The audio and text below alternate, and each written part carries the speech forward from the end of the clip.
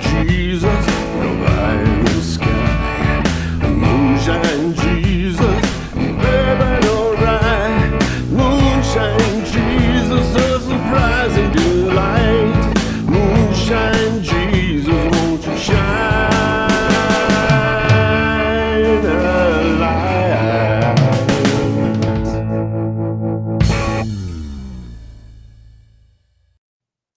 Hello, everyone, and welcome to the Moonshine Jesus Show, where today we are talking about the new kind of horror comedy show, Megan. We are brought to you by progressivechristianity.org, and we hope you will check out all the good resources there. And as we're getting started, we're just going to start off saying right off the bat that we will have some spoilers if you haven't seen this show. Just something to know. I'm Caleb. I'm here today with my good buddy Mark. How you doing today, Mark? I am doing great, man. I'm ready to get into this. I think we're probably going to end up with an interesting discussion and maybe some different opinions about the movie. We'll see. Okay. Yeah. Okay. I can't wait to see what you think about it because this is a little bit different for us, and It so is. I don't know exactly what you're going to think about it. So I'm excited. I'm also excited to see what you're drinking today. What do you got, Mark? Well, this was a hard one. It's a brand new movie, and people weren't really sure. But it centers around AI. So here's what I did. I went to an open AI platform and asked an artificial intelligence to I love this. give me a cocktail called Megan, spelled with 3 for the E, using bourbon. Okay. Yeah. And so this is the result I got. It said, Megan, ingredients: 2 ounces of bourbon, 1 ounce of lime juice, 1 ounce of simple syrup, 3 to 4 dashes of bitters, half an ounce of orange liqueur, and a splash of club soda. So it's called the M3gan, the Megan. And so I have assembled it. I have not tasted it yet, so I'm very curious to see where this ends up going. How about you? What did you decide to do? This was a tough one to come up with a themed cocktail, man. It was. I love the AI slant on that. Why not, right? It sounds like the way they made old fashions, like in the 1960s, with us. Yeah, it's kind of like a quick and simple old fashioned, but a little. We'll see how it ends up, but yeah, pretty close. What'd you go with? So mine is very simple, but it's based on a scene in the movie. So there's a scene where they're doing the product testing for the board. And we've got this interaction between the little girl in the movie and Megan, and they've had this experience where Megan reacts in a way that is unexpected and probably should have thrown up some red flags that things weren't going to go well, but she gets greenlit. And so they go out and they celebrate with just a glass of vodka. And so that is what I've got. Just vodka today. But here's to Mark making better decisions than they made in the movie. Absolutely. Cheers. Cheers. That's a pretty good drink, man. Yeah. For artificial intelligence who can't actually taste anything, that's not a bad drink. Maybe they know what they're doing, Mark. Okay, let's take another sip and let's come back and get into it. Moonshine Jesus, Moonshine Jesus, Moonshine Jesus, Moonshine Jesus, won't you shine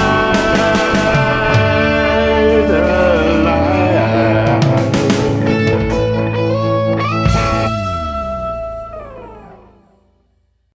Hello and welcome back to the Moonshine Jesus Show.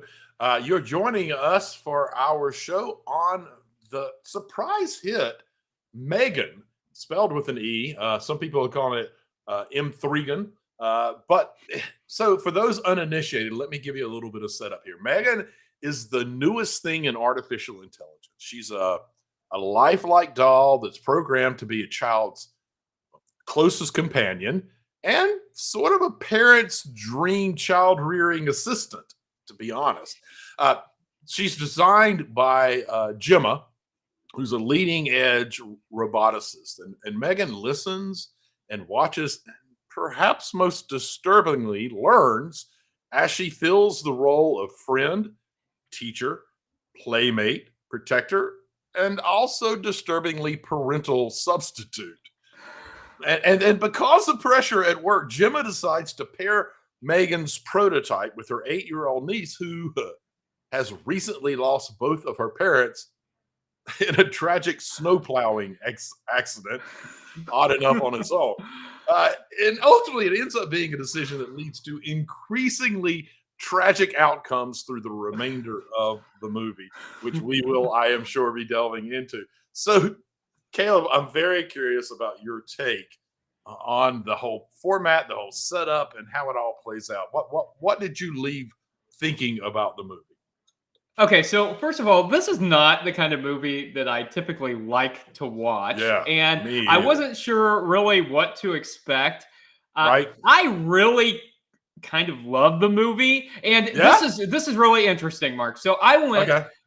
last night, so a Sunday night at like Okay. 9 o'clock to the movies. Yep. There were like 15 of us there, so it wasn't a very full theater, but Right. people were super engaged. It was really odd. It kind of felt like a midnight premiere with the Yeah. 15 of us who were in there. People were clapping and like cheering and laughing. It was a very interesting experience, and they were often clapping for Megan. So Oh my for God. the doll, the artificial intelligence. So it was a very interesting experience. So I liked the movie. I thought the format was kind of brilliant, in my opinion. I loved how it was kind of mocking a satire of shows like Terminator and Chucky and stuff like that. Variety. Yeah. But it was also comical. It was genuinely scary in some places.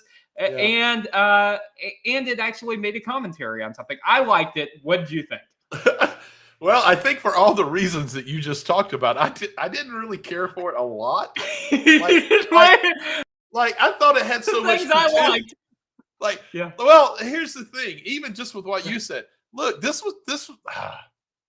All right, first of all, this was nothing more. Like I can imagine the pitch for this. And they're like, listen, imagine this: Child's Play 2019 crossed with Ex Machina. We're going to do a mashup of those, but it's for children, and it's a horror movie. Like, no, they're trying to do way too much. It's a comedy, horror sci-fi flick that's serving as sort of a role as a tech commentary almost, but that is also meant to bring insight into childhood trauma, corporate marketing, corporate greed, death, mortality, loss, grief, professional achievement, and the sacrifice of parenthood, AI run amok, and probably a dozen other things that it's trying to do all at once. Like, I feel like it wanted, like it had such potential. Like kind of like you were saying, a satire of kind of the AI run amok category could have been brilliant, but I feel like they never figured out their real focus. At times it was a comedy. At times it leaned towards horror.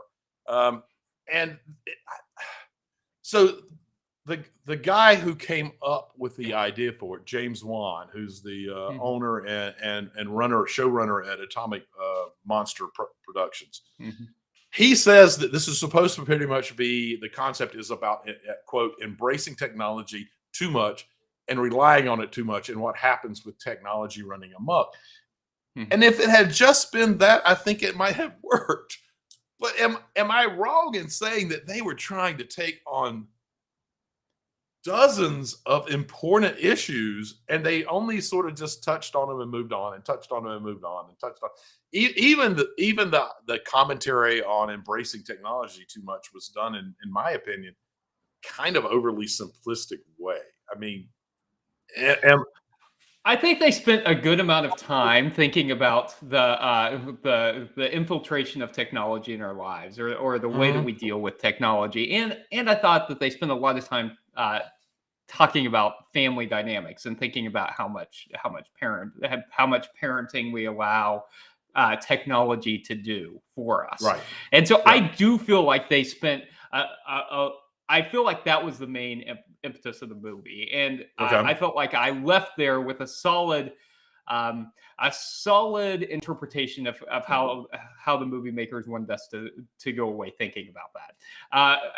I do think that they bounced back and forth quite a bit. It was bouncing a lot of comedy and Mhm. horror. But for me, that was kind of enjoyable. For maybe it's because I typically don't like horror stuff, I don't either. and I'm with you.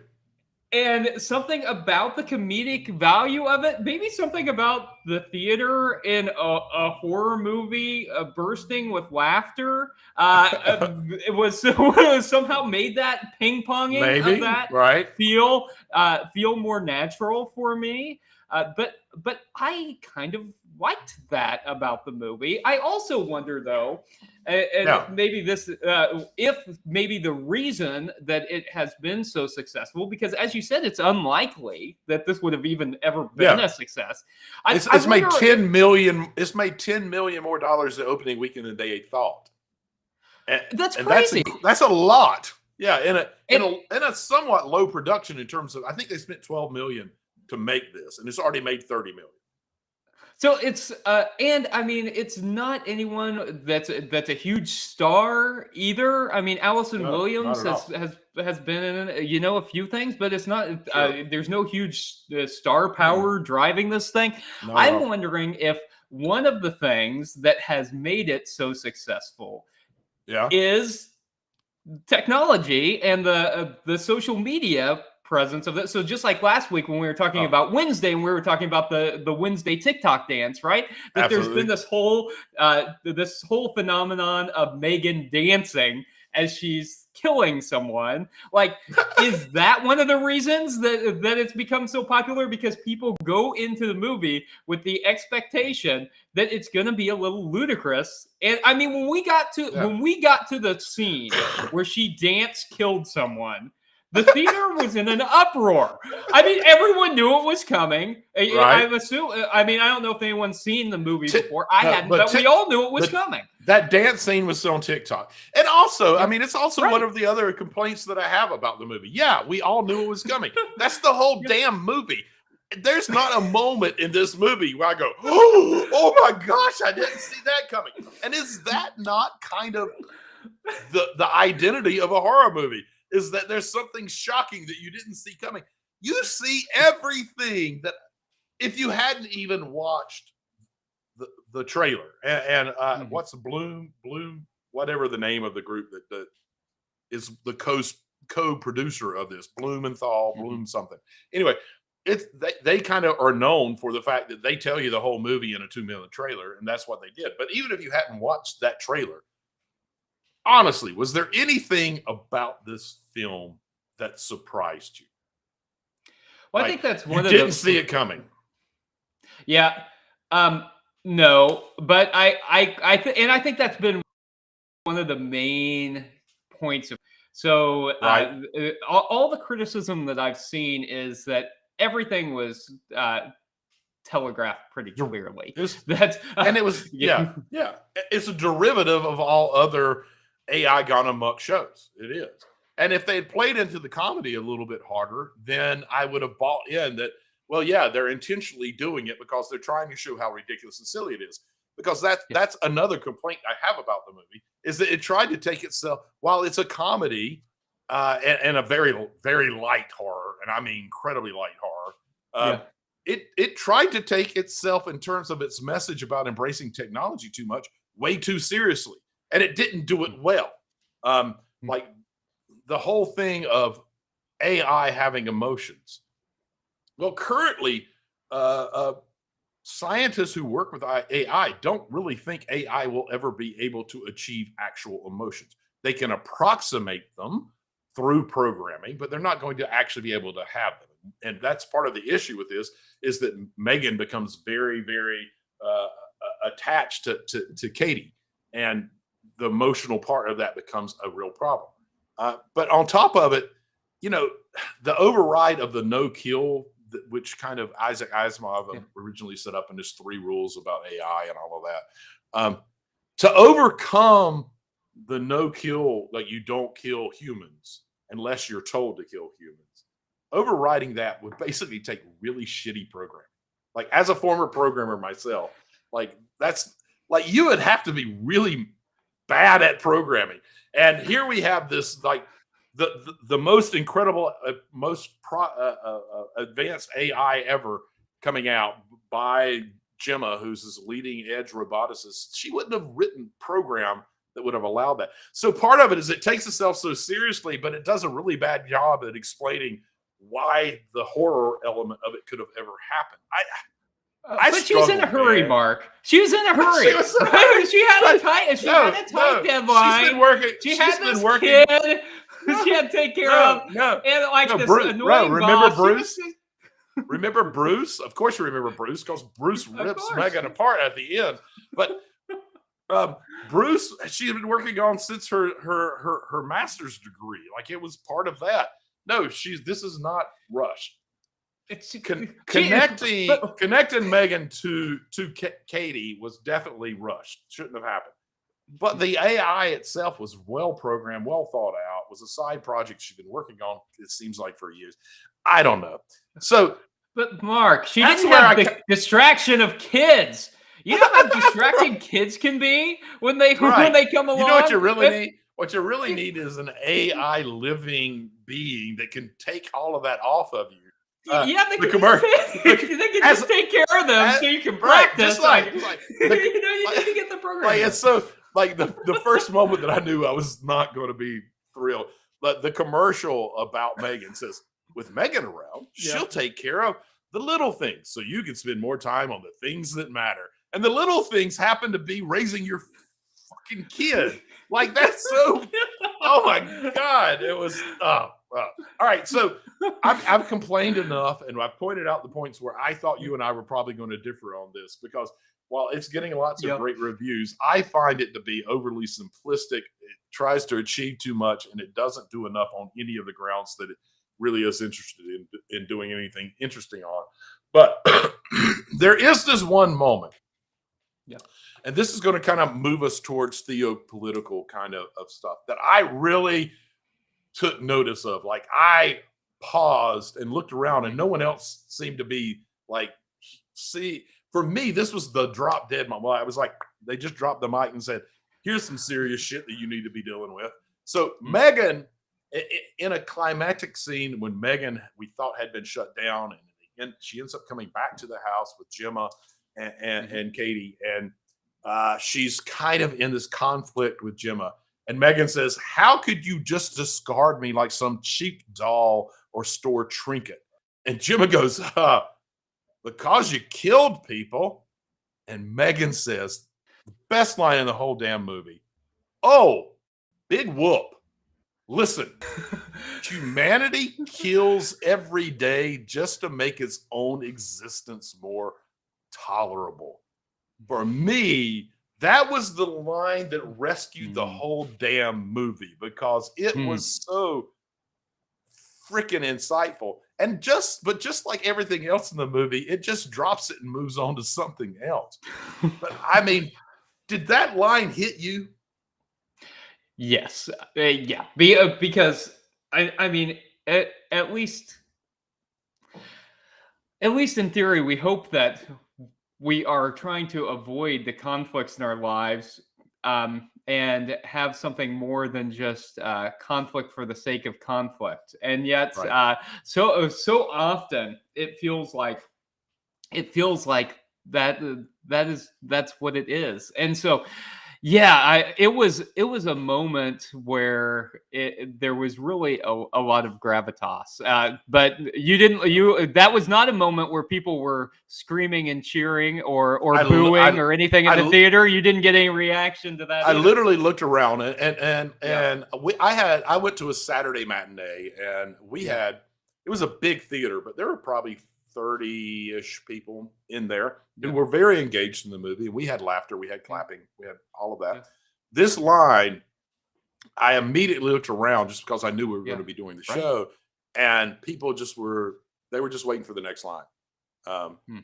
but for me, that was such like that could have saved the show, not the quote. The quote was one of the more redeemable things. But if this Yeah. show would have taken that dynamic a lot more seriously, okay, so we have an AI who's killing individuals, and that's Yep. bad. But at the same time, if we'd have spent some time doing some storyline and set up for how maybe the corporation that Megan comes out of is doing some practices that has is poisoning the environment and killing off people because of dumping into a stream or something, and that we could have juxtaposed the Megan's killing of people to protect this person that she's very connected to, and this company killing off of people and being allowed to through corporations and political ignore politics, ignoring it and just allowing it to happen for the idea of profit. I felt like that could have redeemed the movie and given it a real focus. And for me, that was I'm going to pun intended. That was the killer line of the movie. That was. Well, anyway, so I think it's really interesting, and maybe it's something we want to focus more on. But that's a pretty good spot to allow people a few moments to kind of grapple with it and think about it. So let's take a quick drop and come back on the other side, and maybe delve even more into the theo and political perspectives of Megan.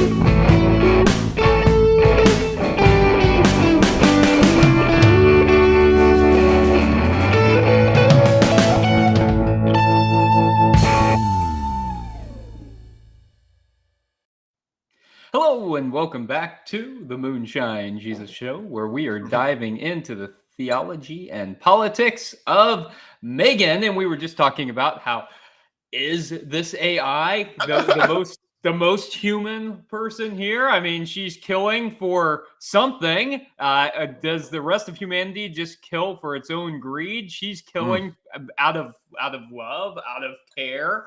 Wow.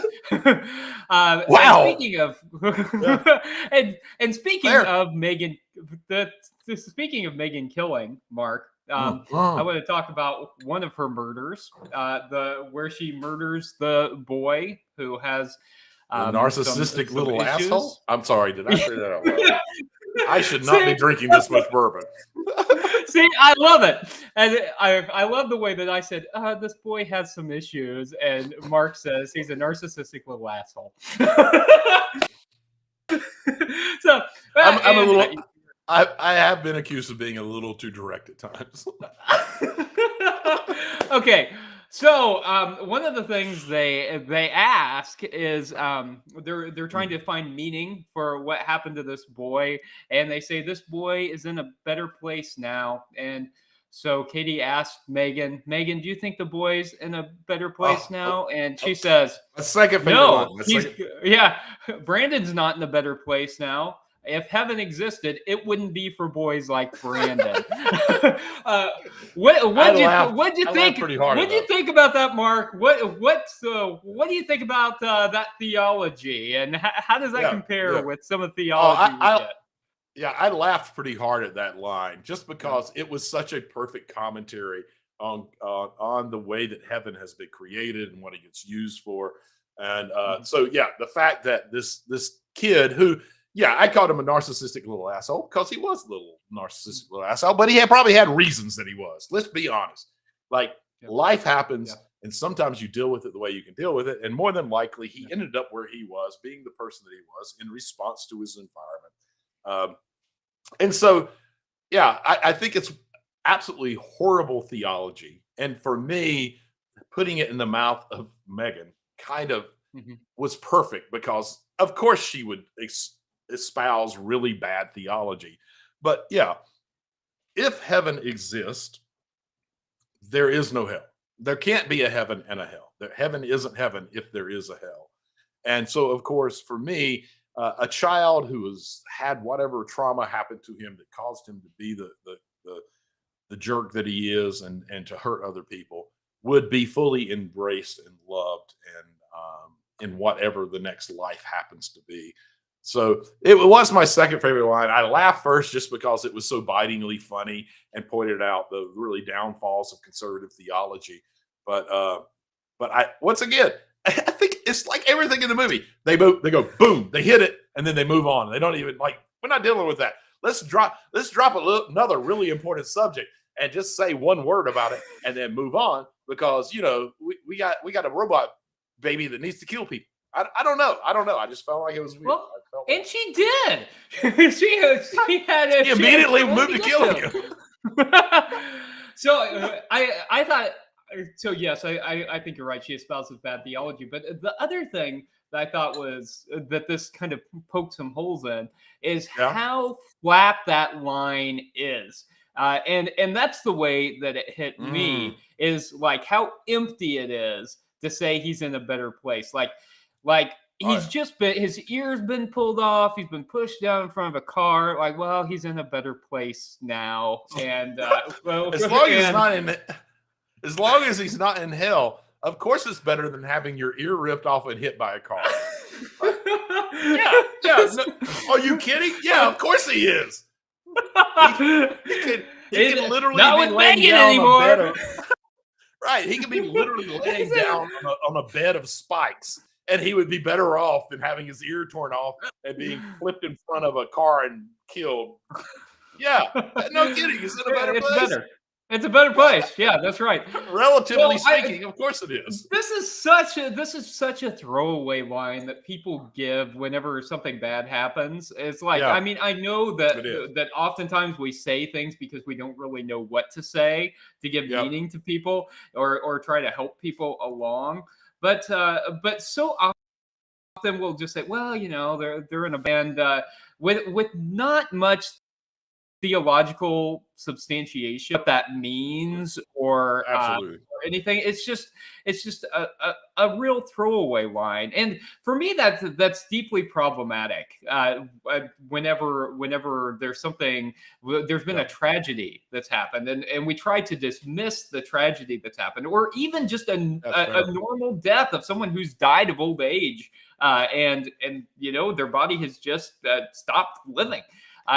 Well, they're in a better biology works. That's the way biology works, right? But it's as if we're dismissing the grief that people might actually feel, trying to just make people feel instantly comfortable. So, what do you think? What do you think about that element of Christian theology? That even progressive Christians, people who I know maybe take issue with the idea of an afterlife in general. Still, I hear this said. What do you think about that element of Christian theology, using like heaven as a tool for comfort? Yeah, no, I don't want to completely pin it on Christianity. I want to pin it a little bit on the human condition, in that we are kind of hardwired to avoid conflict and negative emotions. And it's just such a nice, clean, simple way of trying to unfairly tell a person, hey, don't be so sad. Be happier, because of course your loved one's in a better place. And like you point out, not dealing with the loss, the grief, which is one of the things that this movie kind of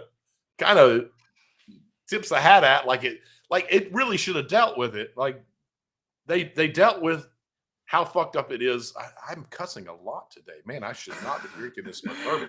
The AI bourbon. The AI bourbon, right? I think the AI knew exactly what it was doing. It was trying to discredit. I think so. Use too many. Anyway, I do. I do think that we need to figure out how to not discredit people's real emotions, and to, in a lot of ways, when you do that, all you're doing is considering your own emotions rather than the person who's having the most difficult time right now.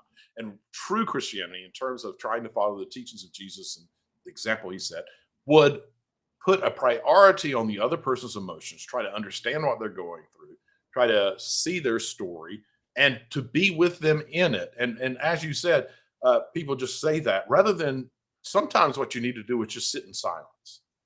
Um, a lot of times, loss and grief feels like a giant storm that's just crashing in on you.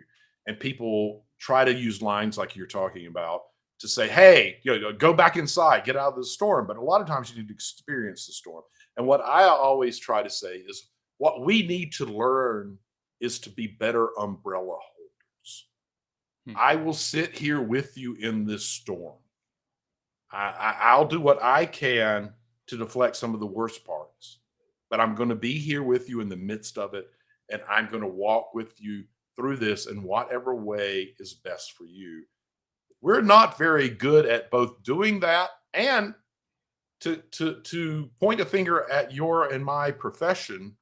We're not very good at teaching that either.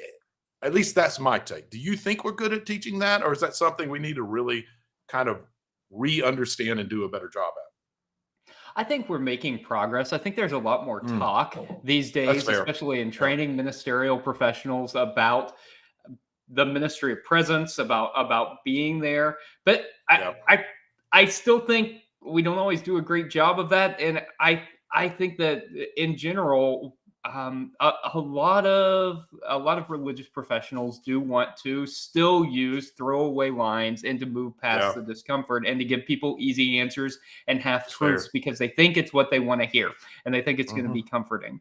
And I think it's a better idea to try and just be with people, to hear what their theology is, but also to help people think through things. So, Mark, oh, geez, I've got a lot more I want to talk about in terms of theology and politics, but maybe you will make me look stupid, Mark. Maybe you'll have a great question for me that's going to make me look stupid in terms of theology and politics. You just set me up for failure here. You just set me up for failure. I didn't take your question this time. I appreciate that. Finally. Yeah. So how about this? Because I've got things I want to ask you about still. So let's get ready. Let's go to this next segment, our favorite segment, where we get to try and make each other look stupid.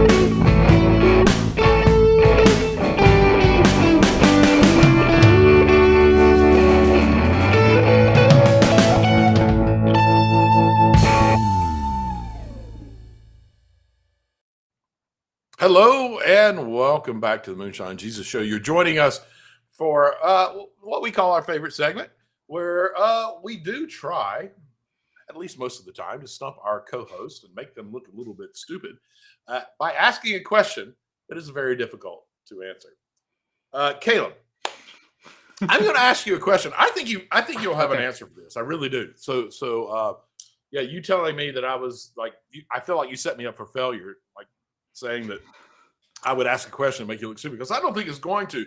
But I want to ask it because it was one of the moments in the film where what happened pulled me out of the film very quickly, because it didn't seem to follow what had happened, the rationale of why killing had been happening. And then all of a sudden this thing happened.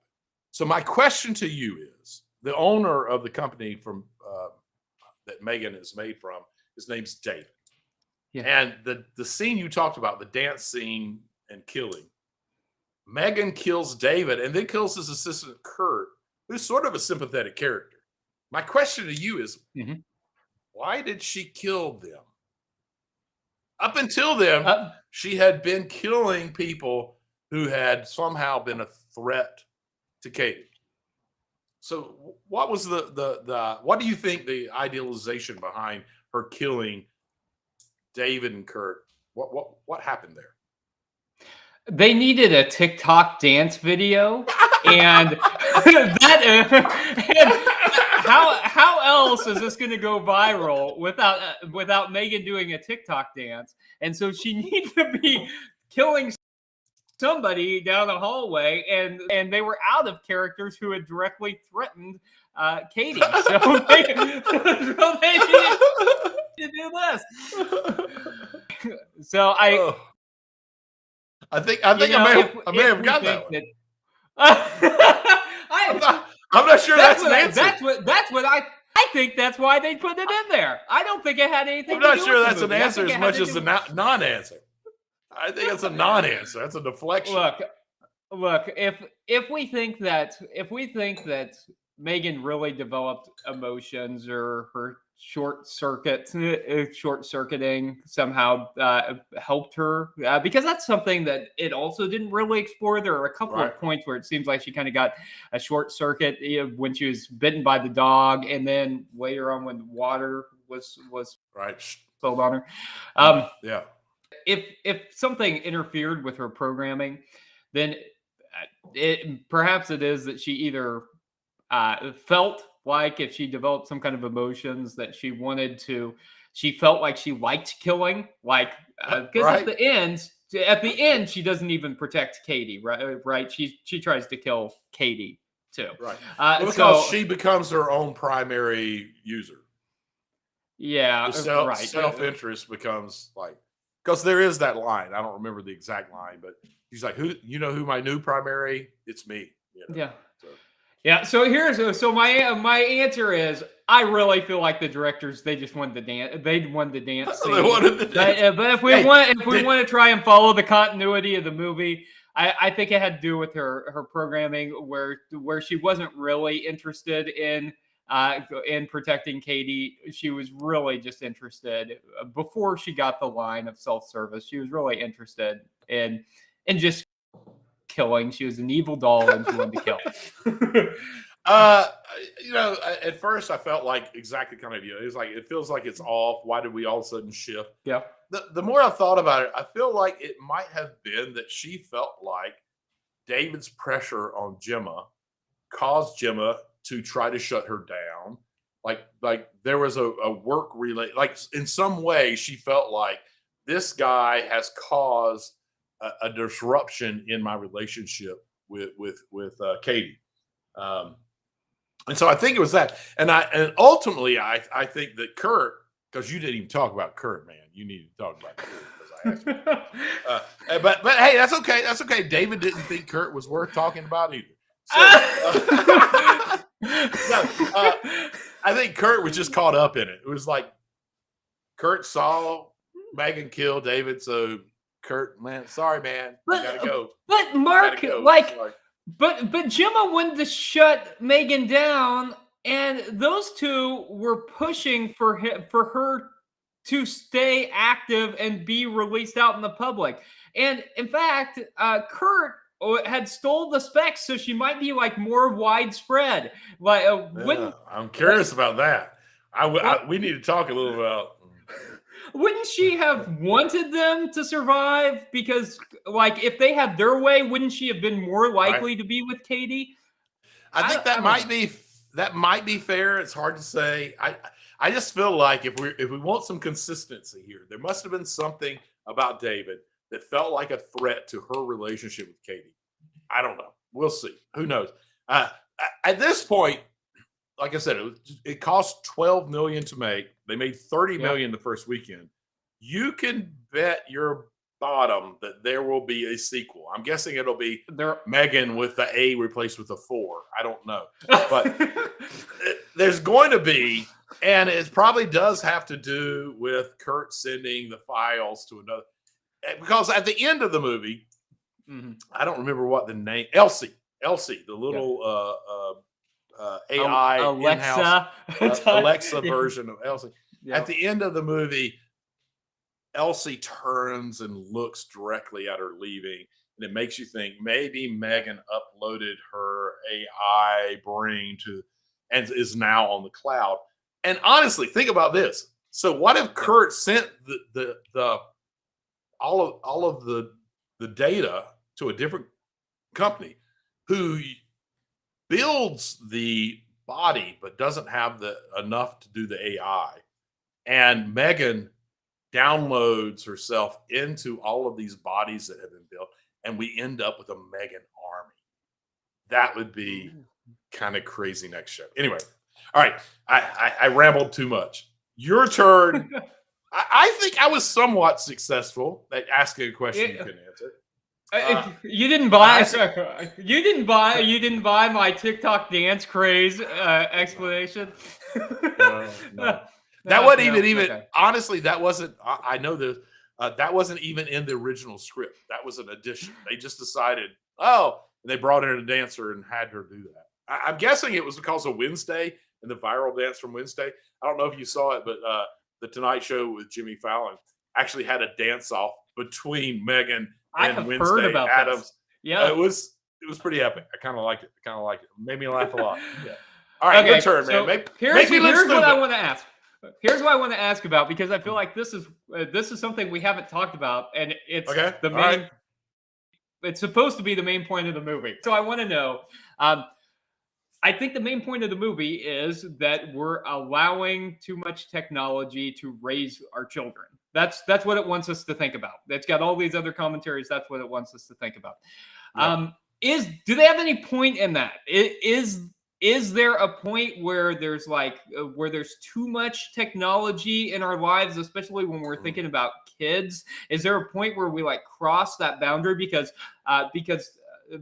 Katie's parents originally set time limits around how much she's using screen? We hear them having a discussion about screen time and technology before they get hit by the snowplow and the snowplow accident at the beginning, right? And then whenever she goes to live with Aunt Gemma, she asks, "How much time can I be on the iPad?" She said, "I don't care, as long as you want," and lets her just complete reign of technology. I feel like this is something that modern parents are trying to deal with, especially with COVID and people becoming more reliant on technology and kids becoming more reliant on technology. What do you think about that, Mark? Is there a limit? Well, no, there's not a limit. It all comes down to how and why you're using it. This is the exact same argument that was made when television became a thing in most houses. The basic, for me, it's problematic to just blame something because it's becoming popular and it removes people from relationships. What really comes down to is how are you using it? In a lot of ways, all of those things, the television, all of the technology, can be very positive if you use it in the right way. If you're using it to babysit your child, to occupy them, if you're not monitoring how that's happening, yes, it can be incredibly damaging. It causes a lack of connection in terms of real person to person, from parent to child, and development of relationships. But I've always found it a very almost too easy argument to just say, "Oh, well, this is what's causing all the problem. Oh, violent video games are what causes all of the violence in the world." Well, no, we had all this violence long before violent video games. It's how do you engage your kids? How do you process it with them? Are you there with them? Are you just pushing them towards whatever it is, whether it's video games, whether it's technology, whether it's television years ago? Are you just pushing them towards that because, like Gemma, you're so focused on something else that you're not willing to be engaged in a relationship? In a lot of ways, all of those things, as far as I'm concerned, can be very, very good if you are engaged in a relationship with your child, because it gives you a place to begin discussions with about violence, about whatever is going on in technology, about television shows that they're into that might have negative perspectives, but you can engage in conversations and talk to them about that. So for me, it's just it's like some of the stuff we talked about earlier. It's an overly simplistic way of pushing things away that could be difficult, or things that you might have to work a little bit at to make good. So I don't know. What about you? Do you think there's too much technology? Does that damage a kid? So I think about this a lot because I've got a 7-year-old and a 1-year-old. Yeah. And my 7-year-old's favorite thing in the world is the iPad. And so it's I think what you talked about is key. So one of the things about TV, right, is that it was in the center of the house and people Yeah. watched it together.